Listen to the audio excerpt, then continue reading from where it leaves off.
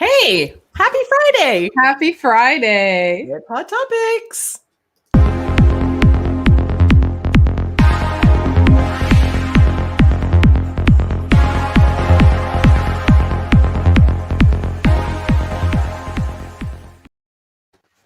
And that is what happens when you keep old videos on your account. It's our old video hot topics. That's okay. Just that was funny. I was like, I like going something new. I was like, wait a minute, what happened to our what happened to our drum beat? I was like all excited because I normally have time to make sure everything's working okay while the drum's beating. Well, maybe it's something to do with why LinkedIn my stories disappeared today. You know what? And it's really funny. So quickly before we get into hot topics. So yesterday I had to edit this podcast for a client. 110% the most difficult podcast episode I've ever had to edit. Really? All good. Finished it, exported it, all happy. But my program was being really weird. But I'm like, oh, but I have the exported version, the final version. So I didn't really care about saving saving keyword saving. And I go to upload it to publish it last night and there's no audio. So I had to re-edit the entire thing last night. So there's something, I don't know whether it's the solar eclipse, because I have another client who just literally texted me and said, I recorded the intro, I'm going to send it to you, and there's no sound. Yeah. And then LinkedIn stories goes away. There's something going on in the world. I was just about to add to LinkedIn stories because I think everybody has it, but I've had it for a long time. And my stories aren't there, not even mine, but I mean, I can't see anybody's stories. It was so weird. And I updated I got creator mode last week and I thought maybe that's it. But then you're okay with yours. So I have no idea. Something Mercury retrograde. There's something going on. Something's going. Isn't that a song? Something's going. Yeah. Mercury retrograde on top of the solar eclipse. I was like, maybe there is something going on in the world. Yeah. That's okay. So what's going on with you? What's new and exciting in the world of Stacy? Well, so let me ask you a question. Okay. Do you check customer reviews before you go see like a specialist or a person? Or absolutely. So 100%. I do exactly the same thing. So I always highly recommend that we do Google searches on people. All good. So yesterday I had a dentist appointment in the morning and it was just this sort of, my dentist just wanted me to see the specialist, thought maybe something was going on, just wanted sort of somebody with more expertise to take a look. All's good. No issue whatsoever. But before I went, I wanted to know who it was. So I called the office, got their name, got the spelling of their name because I wanted to do my Google review search, right? I wanted to see who this guy was. Horrible reviews. Really? Horrible. A complete list of multitude of people saying awful things like, bad bedside manner, came in, was rude, didn't say hello, was, called me, like I didn't understand. He was hard to understand, which, I don't care about that part. All kinds of different things that were said. And I was reading these going, do I cancel my appointment? Yeah. Like I was literally this close to calling them and saying, you know what, I'm done. Like I'll find somebody else. Like there's got to be a million of them out there. Go find somebody else. I'll travel, whatever. But I don't want to go to this guy because horrible Google reviews. But I'm like, you know what? Okay. So I brought myself back a step and went, but I love my dentist. I love him. I trust him. Yeah. Trust the girls in the office. Like I love this place. So I'm like, okay, if they trust him, like, they're good, right? So I have to put my faith. And again, it was just a consult. It wasn't paying them for anything. We weren't going through with services or anything like that. So I go in and I'm like, nervous walking down the hall, waiting for the, because I was prepared now. So I'm waiting for the dentist to say something. I'm waiting for him to say something rude. I'm waiting for him something, right? I'm like, I'm all prepared. I've got my armor on. I walk in and I'm like, all right. He was the nicest guy. Really? He was so nice, chatty, honest, told me there's no issue. So he wasn't trying to just sell me something because dental work can be really expensive. Told me the way it was, super friendly about it, easygoing. And he left and I'm like, okay. So I said to his assistant, I said, do you have any idea how close I was to not coming? And she goes, why? Right. Have you looked at the Google reviews for him? And she goes, yeah, I look at them every day. And I'm like, there's a lot. Like, there's one in the midst of probably 50 that that was okay, which was just had a good experience. Right. Like nothing fantastic. Yeah. And I guess they had left. I mean, she told me a big, long, convoluted story about how they were at this clinic and they unfortunately left on not so good terms. So a lot of the staff from that particular place apparently was posting reviews, whatever the case. Very long, very involved story, which I get. But I said, but that's a problem. It's a huge problem. A huge problem for you. I said, I understand the situation happened in the past and that very well might be true, but we don't know that as people. No. And I don't know your backstory. They have to start asking people to post good reviews. Well, that's what I told her. I said, what you need to do, I said, when somebody has a good experience, you say, the best way to say thank you is to tell others about your experience. Would you mind going on Google or whatever site they go on? Would you mind posting a good review? And that's going to push all the bad ones down. So when I went to Google, I would see all the good ones and not the bad ones. And they said, yeah, that's obviously what we need to do, because they didn't realize, they knew they were there, but they didn't realize the weight that people put in reviews like myself. Did you go home and do it? I did not, but I told them I would. Okay. Yeah, I'm going to do it today because I just want to make sure I go in the right spot. I didn't have time yesterday because of my tech issues and hiccups, but I told them I would, because I said that I'm going to show you what a good review, because I'm literally going to say I read all the bad reviews and I was hesitant to go, but I'm glad I did. He was a great guy. And I agree. I mean, and I'm like you, I read all the reviews, but I always go with my gut. Right. Mm-hmm. So even sometimes, because I'm in the online marketing world, I know all the crap reviews, the bullshit reviews that are out there that are lies. I leave a lot of reviews for people and I'm very honest about it. But I also know the people that are doing it for spite, or competitors will do it. So you can usually tell. But, for most people, they just go, oh, my God, that's bad. And they're done. And so I always go with my gut and I always go, okay, even though this is bad, there's something telling me that, I want to go see this person, or this is the right thing to do. And usually the experience ends up like yours. It ends up right.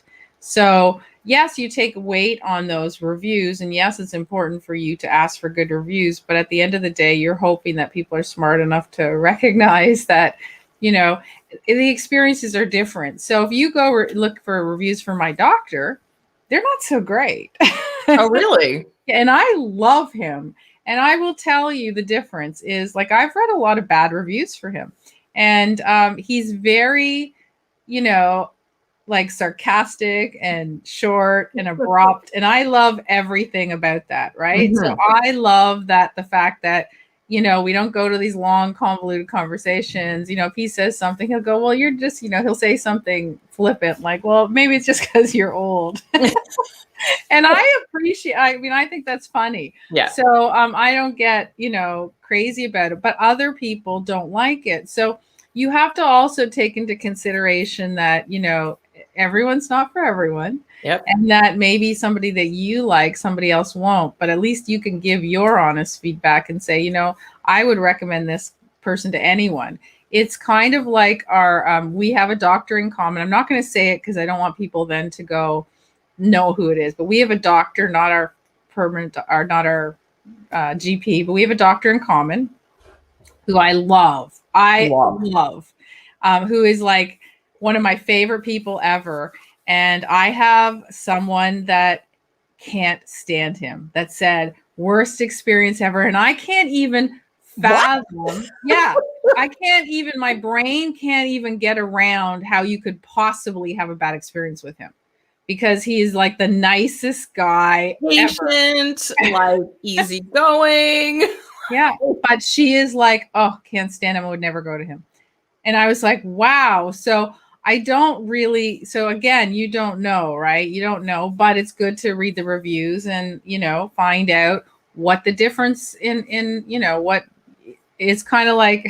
Then sometimes we'll go back to my umbrella experience at Bed Bath and Beyond. If I had read the reviews, Right. they were horrible. And it's the one time I didn't read the reviews and my experience was horrible. So right. And the sometimes reviews I are right. feel like there's a little bit of a difference between, say, reviews for a company in regards to And a customer person. service. And if that was the case, I wouldn't go to that company No. versus, a specialist, and especially a dental specialist. And he Yeah. said that's also the problem because dental stuff is extremely expensive. Yeah. So, because I told him as well, I'm like, have you seen the reviews on yourself? And he goes, Yeah. no, his assistant he hadn't. And I went, Yeah. I'm like, if you're really up, like I said, Yeah. because I kind of told him about the whole concept of mean tweets. Yeah. I said, so grab a drink Yeah. and read them. I said, because it's quite funny if They you are. have that kind, because he seemed like he had kind of a sense of humor. Yeah. I said, so if you think things like that are funny, which I would. Yeah, I would too.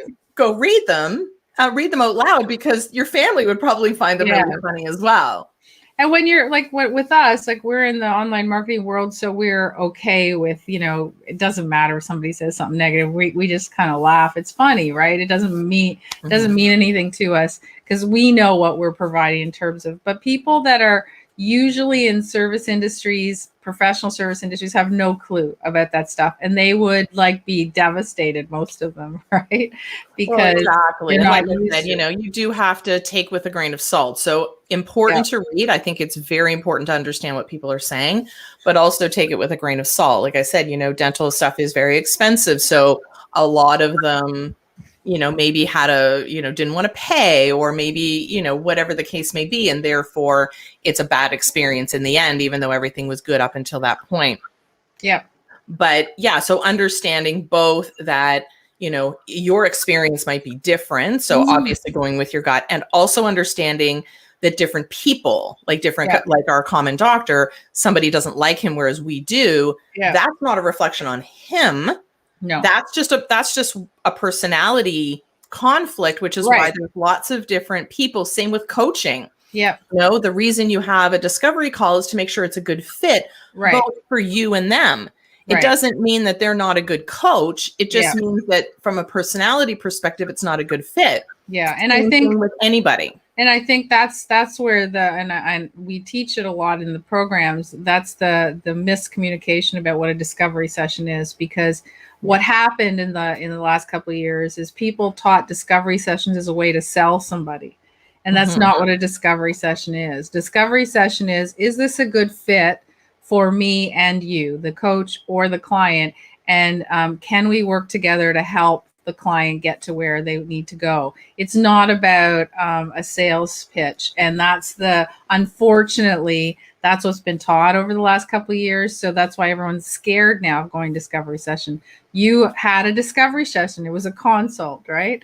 It was exactly. Not only find out if, whatever was necessary, or would you want to work with him if you did. So it's really, really important on those things. I don't do discovery sessions because I don't take a lot of coaching clients now, but the ones that I do take, the ones that I think I might take, we have a call. I don't call it a discovery session, but we have a call to see if we're a good fit, because even though I think I might take them on as a client, not sure. It has to be a right fit, and they have to be okay with me. I have to be okay with them. So, so reviews are very, very important. But remember, I think the key to it is to understand that there are so many people that were not you, Stacy, that would have read the reviews and ran the other way. Right. But it also shows that somebody who has a bad experience runs to the internet. Me too. I do the same thing. You do. Yep. We all do it as humans. Yep. If we have a good experience, we're not running to the internet. Right. So why not? Right. Like, why? Now, I said to them, because I felt bad. I was like, because typically I wouldn't. I went for a consult. Like, I wouldn't normally do reviews. It was a 5-minute conversation. Thought he was great. Good sense of humor. Yeah. Assistant was fun. Good experience all around. But it's not something that I would run to the internet about, because you expect good. Right. So when you expect good and you get it, great. if they go above, but sometimes it's hard to go way above, your expectations. Sometimes you don't write that review. So it's harder to get people to write a good review because it's like, well, why would I write you a good review? You did what I expected you to do versus a bad experience. We're quick to run to the internet. So I think you also have to take that into account as well, that people who have had good experiences just aren't telling about it. And, obviously he's dealt with more than 50 clients. He's an older gentleman, so he's had a very long career. So, I also took that into account as well. So you just have to, there's lots of things to consider and look at when you're looking at reviews. But I also wanted to make sure that they were aware because the office that he's working out of was not aware. Yeah. And I said you might need to know that as well. I think it's important. Like, there's people that are all they do is ask for reviews, right? Like, them, and they have a million reviews, and they're all a little bit generic-y, right? Because they've asked for them. I don't ask for they've written them. Yeah, they've written them, and a lot of people. Sometimes people ask me to give them a review, and I do occasionally. And, but I don't, actively go out there and do it because I don't want it to feel forced. Right. And sometimes it's, again, the opposite. If there's too many reviews that are positive, they're positive, but not experientially, right? You know what I mean? So they're positive, but you don't feel like they've given you anything of the experience they had. Right. Right. Yeah. They're just like, he's a great person, blah, blah, blah.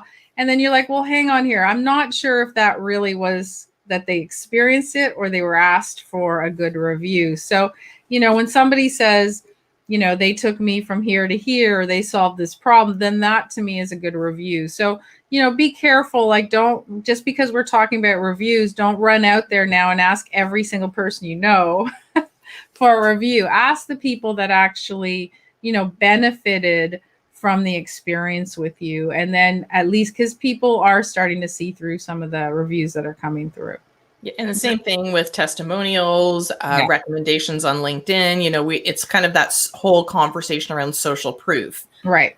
And again, if it seems forced or more general, you're going, well, did they actually work with you, or did they did you write that for them and you just posted it versus your own personal experience? And I always tell people way back, like, I'm very stingy with my recommendations, my reviews, and my testimonials because I know my name is attached to it. Because if I give you one, I give you full right to use my face, my name, all of that stuff.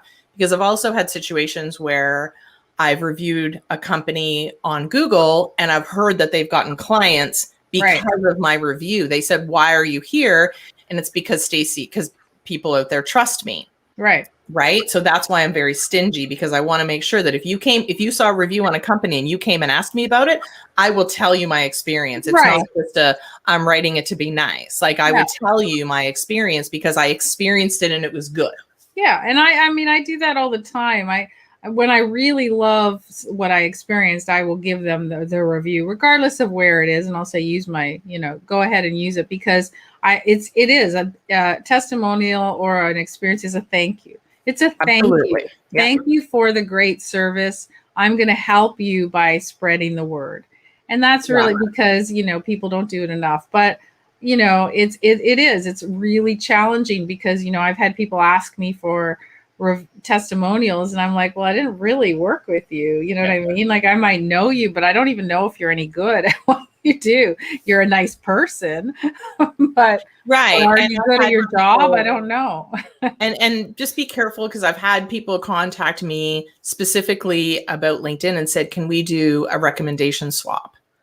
Which means that you recommend me and I'll recommend you. And I'm like, as much as I would love to have that recommendation, I don't feel comfortable. And if I do, I do it. Absolutely. And I've done ones in the past.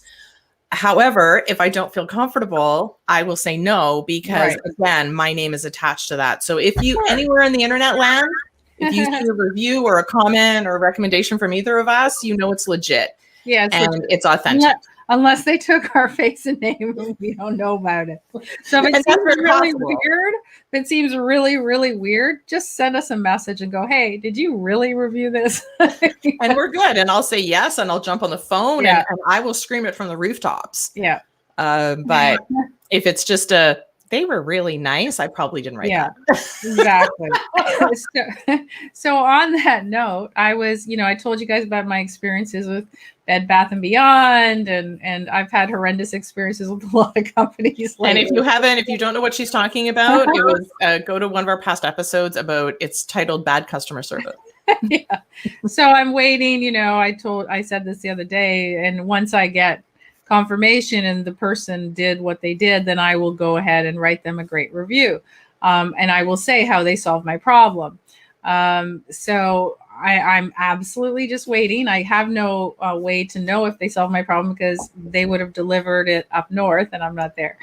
Right. So we'll find out in a couple of days, I guess. But, it's so for me, everything that is when it's challenging, my brain is always going. So every time somebody's asking me questions, and I get asked a lot of questions, or I'm coaching, or I'm doing strategy sessions, whatever, my brain is going full force, and it's very hard because it's challenging, and so all these other external things that have been happening have been really weighing on me. So I've been fighting with 3 different companies about their poor customer service. And it's not like it's a little thing that I can just let go. It isn't. It's something that I have to make sure I resolve. For most of you that know that my husband's severely disabled, I have been fighting with CCAC in Canada, which is community care, and the fact that it's very hard to get any help because he's kind of fallen through the cracks because of his age. So all of that stuff weighs and weighs and weighs. Bad customer service, fighting, it's just it's exhausting. On top of that, my life is kind of busy, to say the least. And and yesterday was, again, like I talk about it all the time. I talk about when you hit a wall, because it's so important for people to understand that everything we do on here, we're always on, we're always doing, but it's true. It's hard on the other side when things go wrong. So yesterday I was doing all this stuff. I had to go deliver things and I hit a wall and I was so exhausted. And most of it is from lack of sleep. I don't sleep a lot because I don't have time. And that's what I always say, which is true. So for a lot of us in the world, we don't have a lot of time because we have a lot of responsibilities. So I know I've started learning a process, and I know when I'm done, I'm done. And so I literally did everything I could. And then I went up to my room at 3:00 in the afternoon. Didn't sleep but I know I need to. If you had a nap, I'm off. I'm done. No. I can't. I wish I could. But I also know that if I can allow my body at least to rest, it'll help. So I took my laptop, didn't do any serious work, did more work that was tedious, delete emails, that kind of stuff, clear out your trash, all that stuff. And I didn't leave the room unless I had to get everybody's dinner ready, which I have no choice. I have to do that. But here's the thing. So, which is really interesting. As I was sitting there, because I have a little bit of ritual now, I was reading on my phone, of course, and thank you, Apple News, who's my favorite thing in the whole world when I can't do anything. And Atlantic magazine had a really great article. It was about sleep. And how ironic. And it was really fascinating because if anyone has Apple News, it'll still be on it, or go right to Atlantic because it'll be on today's feed. And so there was a really great study done in the UK that said, so people that tried progressively over the 4 years to add more sleep into their world, right? So they say between 7 and 9 hours is the optimum. And I know all those people out there that say, I only sleep 4 hours, I only sleep 5 hours. I only sleep that because I have no choice. There are people that actually can get that way. I don't know how. But anyways, 7 to 9 hours. So they said they did this study. And the people that did it over 4 years, the benefit was adding more sleep was the same as, now get this, 8 weeks of therapy, or the same emotional feeling or the well-being of winning like $280,000 in a lottery. That's an interesting number. Why? I know. I don't know where it came from. But it said, well-rested people, which I agree, and I'm just going to see my notes here, are more social and they have more positive emotional experiences. I believe that. Mhm. And then people with sleep deprivation lack that emotional happiness in terms of even memory recall, and they have a tendency of a scarcity mindset, right? So they don't want to be social in that. And I completely agreed with that. And yesterday I didn't want to talk to anybody because I was so exhausted. Didn't want to talk to anybody, because normally I'm texting you all the time. Didn't want to talk to anybody. Didn't want to do anything. I didn't want to interact with anyone. And what I realized was, as I was reading this article, light, signposts, they come to you. And I've been working really hard for the last year or so of trying to figure out how I can get into that rest groove, right? Because it's very hard. And for most of us, we do bad procrastination, right? Like we put it off because we're like, yeah, what a waste of time. I don't want to sleep because I have other things to do. And we have, like, what I read in an article was revenge procrastination, which is basically we're penalizing ourselves for not going to bed, right?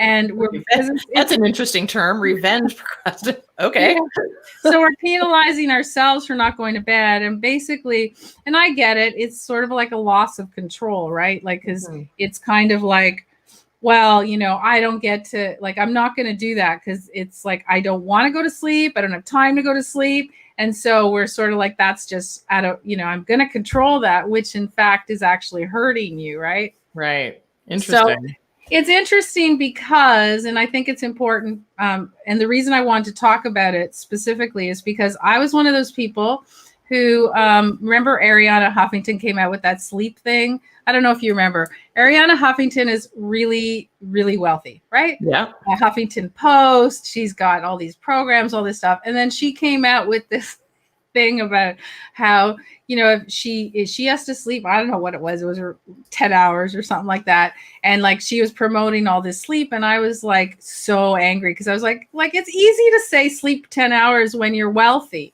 Right. Well, and you don't have anybody waking you up. You don't have anybody that needs anything. You've got people to do stuff. Absolutely. Absolutely. So what I want to say is not, I wish I could sleep 10 hours. I can't. So, but what I want to say is it's important to understand how you can, figure out a ritual to actually get yourself to rest. And not necessarily to go right to sleep and go, I'm going to sleep 8 hours and I'm going to rule the world. It doesn't work that way, but it does, Stacy, you're good. You have your Apple Watch that you set and says, go to bed, right? And I listen to it. And you listen to it. And that's Stacy's ritual. So how about if you're not tired?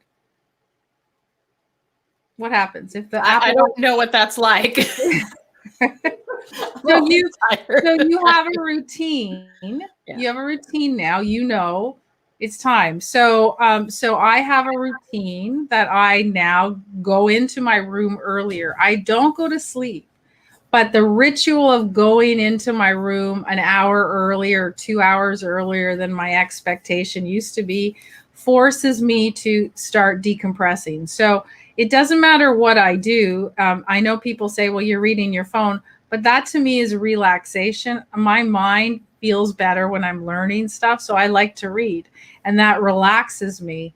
And so I'm starting to go into that routine. So I think it's really important for people to understand, you can't just pop a melatonin and think you're going to go to sleep, right? But the pre-bedtime routine is actually like proven to work. So whatever that trigger is, like I don't use my watch a lot nowadays, just because I know timing wise, especially with COVID, it was very easy to get into a routine because there wasn't a lot of other stuff going on. Obviously not out anywhere, any of that stuff. So, but you're right. But you get triggered basically in a good way with your routine. Your body knows, okay, this is the precursor to going to bed. And I remember my son had to go through a sleep study and there was lots of different things. And their biggest thing was, what's the routine before he goes to bed?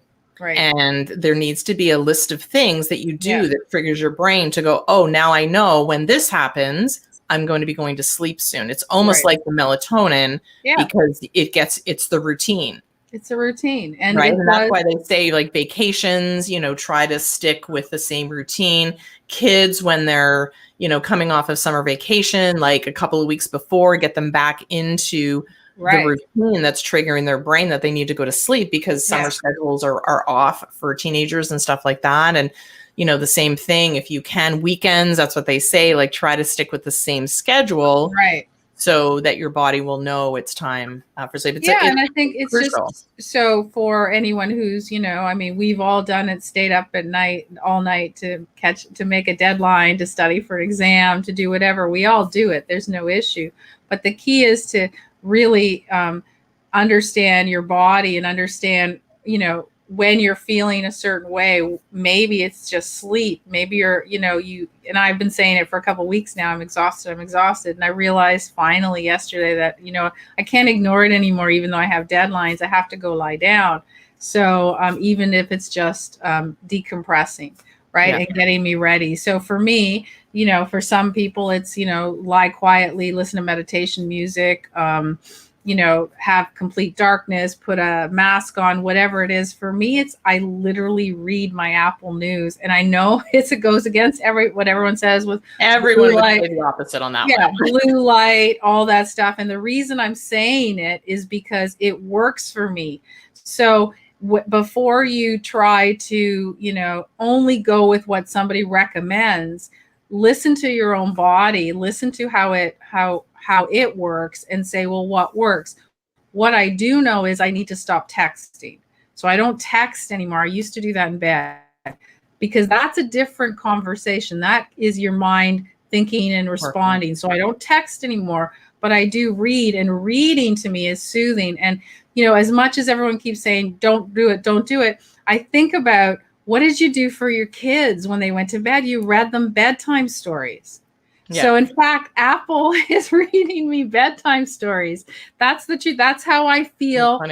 That's what it's doing. It's reading me bedtime stories. So, if I read an article on sleep, and I immediately clicked on it, saved it, and I thought, okay, I'm going to talk to you guys about it today, because I had that light bulb moment when it said, it's okay. It's okay. You identified that you needed to rest. You identified you needed to go to your room, and you identified that you need some type of ritual. The ritual for me is bedtime stories. Apple just happens to be the person who's reading them to me. Well, it was funny actually, because last night my son was watching a playoff game, and he was very stressed. He was pacing, like 10 o'clock last night, pacing, walking, freaking out, tied like 1 minute left, last shot. Stressful, right? Heart palpitations, the whole 9 yards. And he goes, I need to calm down before bed. I'm going to go watch the basketball game. And I'm like, yeah. So you're going to calm down from a basketball game by watching a basketball game. Yeah. He goes, but watching basketball makes me happy. Right. And it's soothing when I don't care about the outcome of the game. He goes, so I can relax watching that game, whereas this game was stressful. So it's actually going to soothe me. Yeah. So again, he knows what works for him. You have to know. You have to do what works for you. Right. So for those of you who have tried, melatonin, and you've tried sleep spray, and you've tried sleeping with different meditation music, and none of that works, really think about when you are the most relaxed. And for me, I'm the most relaxed when I'm reading. And, I've been saying, everyone's getting sick of this, but I've been saying this for a year. I'm like, I can't wait to just sit in a room one day soon and just read a book. And everyone goes, what? I'm like, to me, that would be like the ultimate relaxation. I just haven't had the luxury of time to do that. But when you know what makes you happy, what makes you relax, what makes you less stressed, that's what you should incorporate into your nightly ritual. Why? Because in the morning, you will have better experiences. You will feel refreshed. You will feel like you can accomplish what you need to do, rather than spinning your wheels because you're still exhausted. Absolutely. All right. Well, it is Friday. It is the weekend. Yes. Try to get some rest. Yes. And don't forget though, but tonight we're going to Spain. I'm very excited. So yes, we're going to have some Spanish wines, which I'm very excited about. I'm going to buy that soon. Me too. I don't have a lot of experience with Spanish wines, Me so I'm excited to learn more about that particular wine region. Apparently it's a big one. It's like when I was in, different parts of the country, sometimes it's more difficult to get wines like from Spain here in Canada or the US or whatever. But there are a few that apparently are very good. So I'm excited. And if you're listening right now, and it's the real day that you're listening to us, then DM either one of us, and we can get you in to join us this evening, because I think it's going to be really fun, and it's just a nice way to relax. Exactly. All right. Have a good one. Bye.